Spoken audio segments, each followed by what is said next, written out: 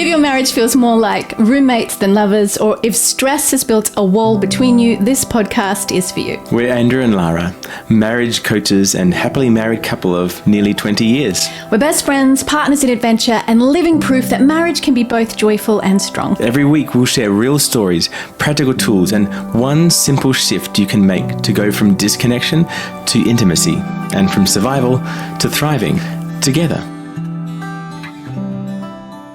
Welcome back to our podcast. This is episode 2, from roommates to soulmates, reigniting connection in marriage. And we're a little bit launching from where we were in episode 1. Like continuing the conversation. Yeah, but does your marriage feel more like managing a household than living as partners? Oh my gosh, I know what it feels like. I feel like sometimes marriage is like running a corporation or... Don't you agree? Yeah, there's so many aspects to it, right? It's like running a freaking business. You've got budgets, you've got groceries that need to happen, school lunches, kids logistics, you've got your own jobs, your own dreams and goals.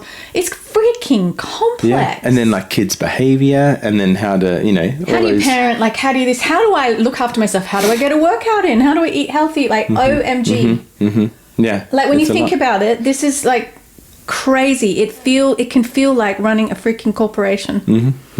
Yeah, it's a lot. The managing that is a lot. It sort of not triggers, but it sends off these feelings of like, whoa, this is hard. What is it then? Like when people get married, I don't think we know what we've signed ourselves up to, because we go, oh, we're in love, we're going to get to have sex every day. I think actually Andrew was saying we're going to have sex every day when we got married. Yeah. He literally thought every night was sex night. Like. That's okay though, right? We do have a lot of it, but every night, I'm just going to be real, like, it depends on the season you're in. Let's just say that. That's a good. Let's leave it there. That's a good. We'll do an episode on that another time. But what I want to say is that it's like logistics galore, and I think when people get married, they don't really realize. It's like all that love, and that we get to, I remember in the first years before having children, it was a lot less complicated. Yeah. But it changed. Yeah. Let's just say it changed. Yeah, and we were ready for the idea that it's a lot to manage young kids. It's going to be a lot of running around and a lot of lack of sleep. Let's be honest. I think we were married for 7 years or so before, or at least 7 years. It was the 8th year. Yeah, we had children. Yeah, and that was awesome because we were freaking living. I'm saying freaking a lot. It's not a swear word to me. I don't know if it is to anyone else. I don't have a potty mouth. I don't actually swear. But we were living our best lives. We were in London, like traveling and having fun. We were able to, go with different opportunities and different adventures, different invitations, different things for work and for, ventures. It was great. Yeah. It was super fun. And, I was that one, very driven for my career, but also I didn't want to not have children, but I knew that doing it would change everything, and I was right. And I'm also sit in the belief that children need to come with you, not on your journey, rather than hijack. Yeah, we've lived that for sure. That's for another episode. But what's a time where the logistics, kids' work took over and left us feeling disconnected? I would say now. Not disconnected, but the season we're in now is mental. Wouldn't you agree? Yeah. I'd say it was a different season when the kids were really young, and there was a sleep deprivation aspect. So that was a lot of just putting out fires, but we'll deal with that later. And there was a lot of just trying to manage each day and just attend to each other to say, "How are you? Tired?"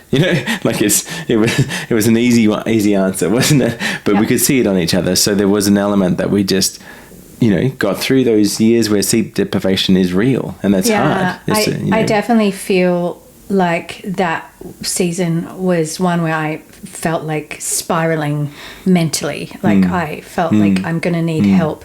I had what they call Irish twins. I think 14 months apart. Our son was 14 months old, and I had a newborn. Yeah. And I was literally every day trying to survive because I was so tired. Yeah. And I was in London, and I didn't have anyone around in terms of family support. That's on us. We lived there. We chose to do it. We chose it, but it was so hard. But I think what we want to really zone into is more now is like the logistics of, managing a household rather than just living as partners. So Andrew and I, for example, what do we manage? We have budgets. We use an app. We'll talk about that in another episode.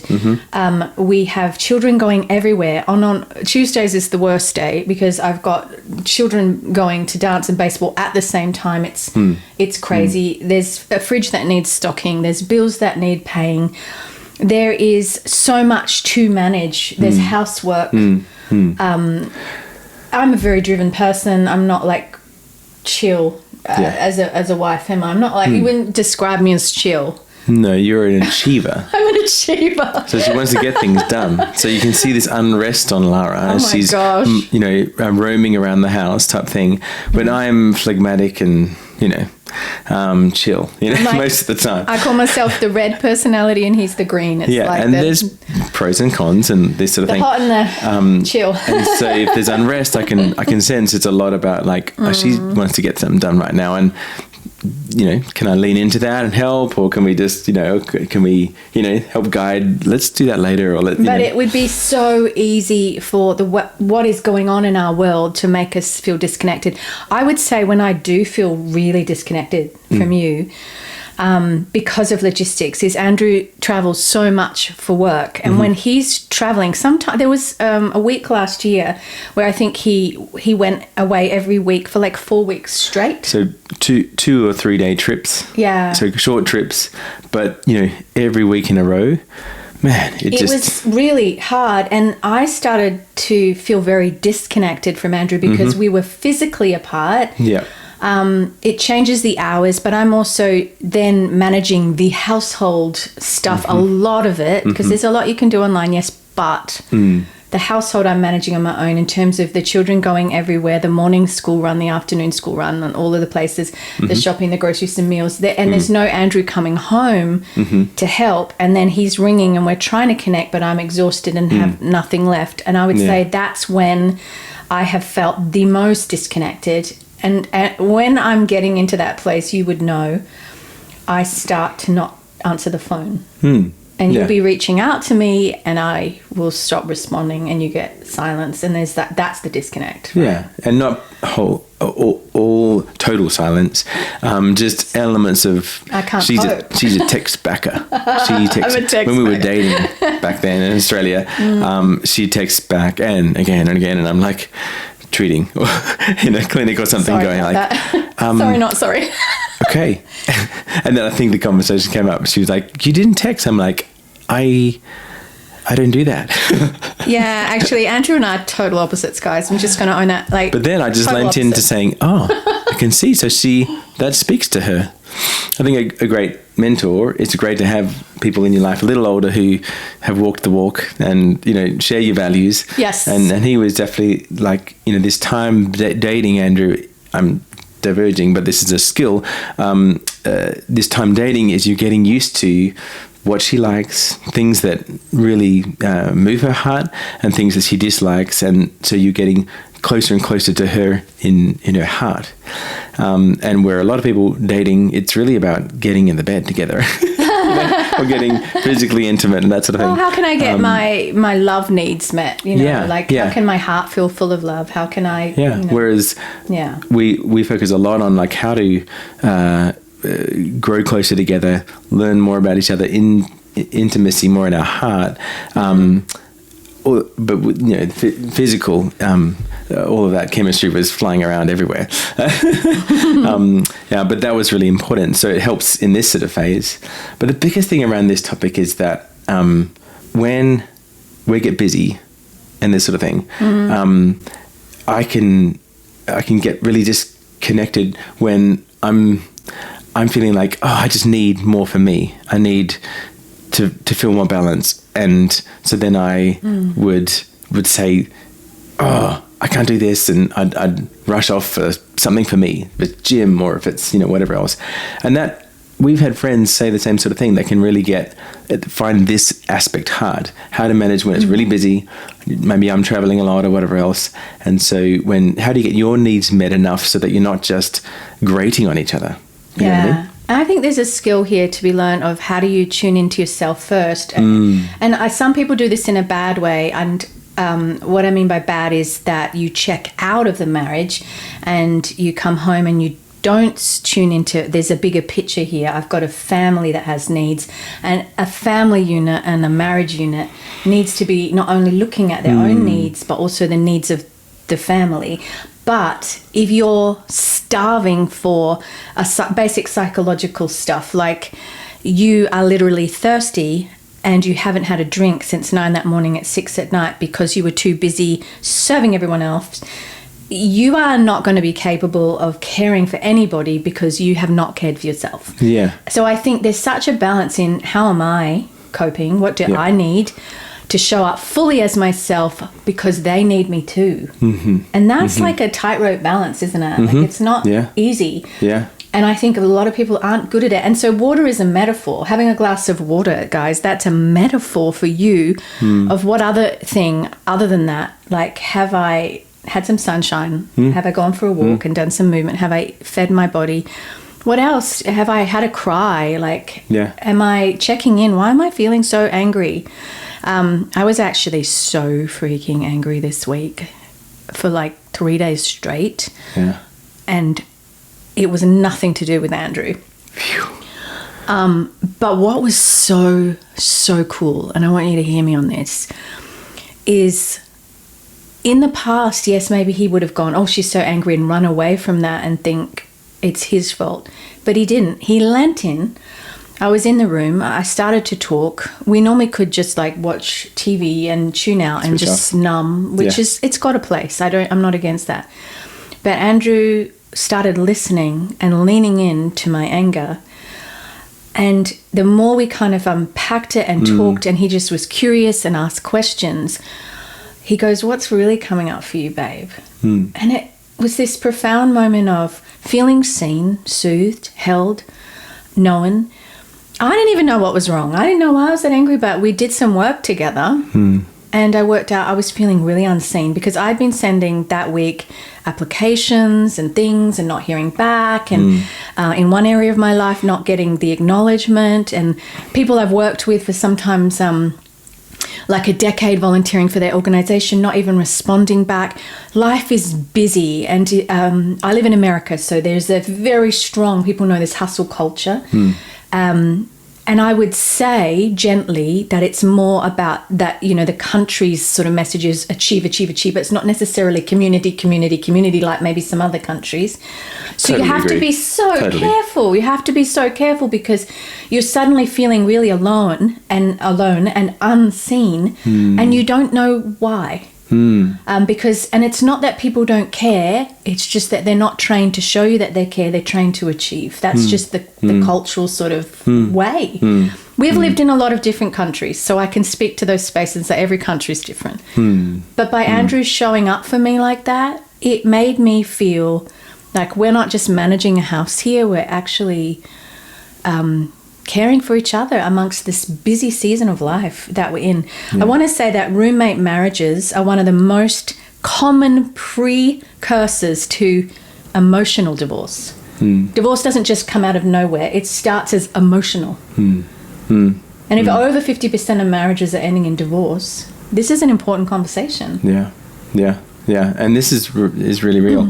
When we were early married, we did take a good few years to start to tussle with, this way I am at work maybe annoys her, or she calls and I've got my work voice on, or that didn't really annoy me. But that didn't annoy me. I just remember there were tussles, there were things, and then I started to realize me just hearing her disappointment, frustration, anger about something, it's not that she's angry and hates me. It's not that I've failed and I've spoiled everything. My job here is to listen and to connect with her and for her to have it out.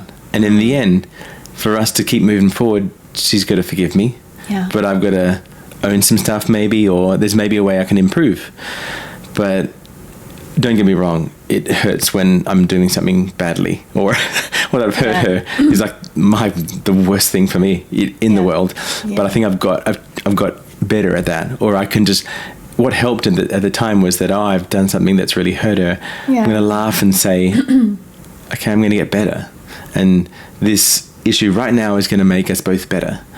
So that's not an easy skill, but I thought that was what I remember. I remember it's a good skill to just laugh at yourself a little, be light with the moment to say, ugh, and you're really just there to show up for each other.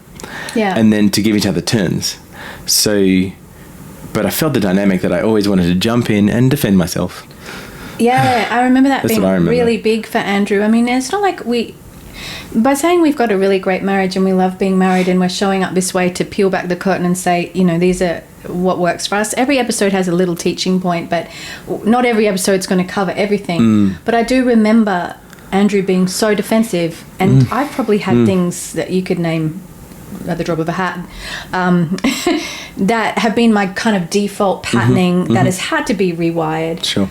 Anytime you pick up a new skill, guys, in marriage, it's going to feel like almost alien at first, but the more you practice it, the more it gets wired into your brain and your neurology, and then suddenly it's a natural part of your marriage. So when we talk about our free download that you can get at andrewandlara.com, which moves you from disconnection to connection in 3 minutes, it's very simple, very quick. It's not meant to solve your whole marriage, but it does make a shift. It moves the needle.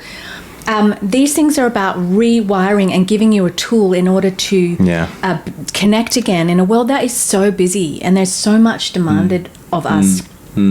So what I want to say is here's some practical shifts to move towards soulmate connection. One is rituals of connection. Little things that you can start to wire in. Like I said, they're not going to feel natural at first. You might have to write sticky notes around your house, but things like we're going to have a coffee on a Saturday morning at home. Like I said, it's not easy for everyone to go out on a date, even though that's the narrative we've heard. It could be that you can't afford it. It could be budgeting reasons. It could be childcare, but you can have a coffee at home. It could be that you decide we're going to have a kiss before work or a kiss when we get home, regardless, to show up. Cool. Those are just little things. Why don't you do? Yeah, like novelty things. Like, you know, you might need to remind yourself. And I think that's something we're still, like, sometimes, like I said, in episode 1, I said, sometimes I don't acknowledge Andrew enough when he comes home. That's something I need to work on. And I own that. Why don't you do number 2? Reclaiming fun. Yes. It's the very thing I'm not very good at. I know. That's why I want you to talk about it. So I think, I guess waiting for vacations, that's that there. Waiting for vacations, that's a good skill of mine. It's not a very good skill. It doesn't work well. So I think, that's been a process, a long journey, and I can still get a whole lot better at it. But I'm starting to do it. It's a plan. And to look at, the vacation coming up in the future. Yeah. Or I want to take the kids camping when the weather's better in Georgia. And it's to look in advance, pop it in the calendar, diary, whatever you want to say it is, and do it. And then that initiation just speaks volumes to Lara, because she sees that's not my skill. I'm naturally more of a fun person in terms of things like I will put on a silly song at dinner and the kids and I will have a dance or whatever. And Andrew always joins in. I love that. He is the yes and, that improv game that you learn in at drama school. Someone makes an offer and you say yes, yes and let's do this. Andrew's the yes and to my fun. And I can be really silly, but I can also forget to have fun, and life can be crazy. But this week, another way that I know that I've wired fun in is like life is feeling heavy. Like I said, I had that angry days and I was like, I need comedy. So we watched a comedy together and we just laughed. And I think there's ways that are more natural than just the vacations as well. Yeah. Number 3, really ask deeper questions. Dreams, hopes, fears. If this is something you struggle with, what I do actually as a life coach to help marriages, I can help you one-on-one or I can help you two-on-one, is I ask the questions that will unlock the subconscious and the things that are really keeping you blocked. But you can ask each other questions. You can be curious and lean in. Like I said this week, an example, Andrew leant into my anger and said, what's coming up? That is a great tool that we can give you. Ask, what's coming up for you right now? You might have no idea, but just sit with that and see what happens. Yeah. That's really cool to know. You can like a session with you and they've got a toolkit to use. Yeah, exactly.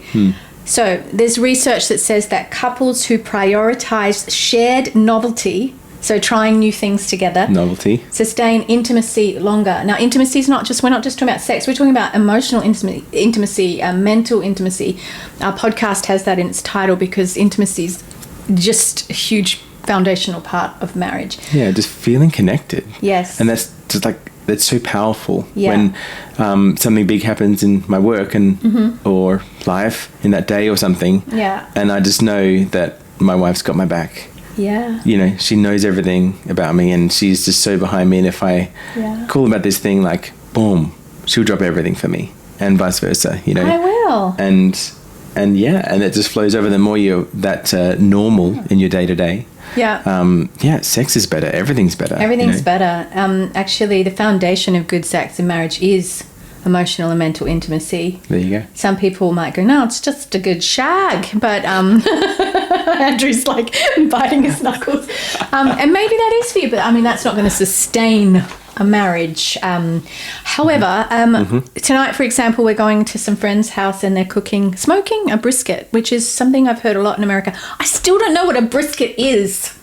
What is a brisket? I think it's just me, like when they cook it, and it's like. But it's what kind of meat? Like you guys are probably like going. It's pork. this. Like I is think it pork? I don't know. But I think it's beef. Beef. Okay, this is a cultural thing. We're Australians I'm sure in America. the comments underneath are going to go doofuses. Feel free to drop it in the comments. What on earth is brisket? Creepers. I could Google it, but I'm in the middle of an episode.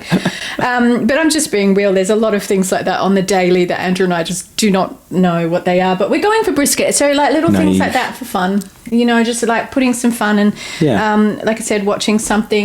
As a family, like right now, one of the things that we're doing is we've got this little cube that you roll and it changes every week and it's just fun around the table and conversation starters. A number comes up and then you can read on the website something fun to do. Yeah. You might be sat on the chair and shout something funny about someone else in the room. So it's or what do you like about yourself, or do a silly dance to your favourite song. Like there's a bunch of things on there that's super fun. Really cool. So those are the things, making sure that you prioritise shared novelty together as a family and a couple. Okay, here's the takeaway. You don't fall back into soulmate connection by accident. You choose it through small daily acts. So I want you to take that away. Remember, our 3-minute marriage shift gives you the daily reset that you need, and you can get it at Andrew and Lara. I have a website, larabiancapilcher.com. andrewandlara.com. That's right. And you can dive into that resource and coaching and things like that there as well. You can see all the links and all the ways that that the things we do. Yeah. Yeah. All right, share this with a friend.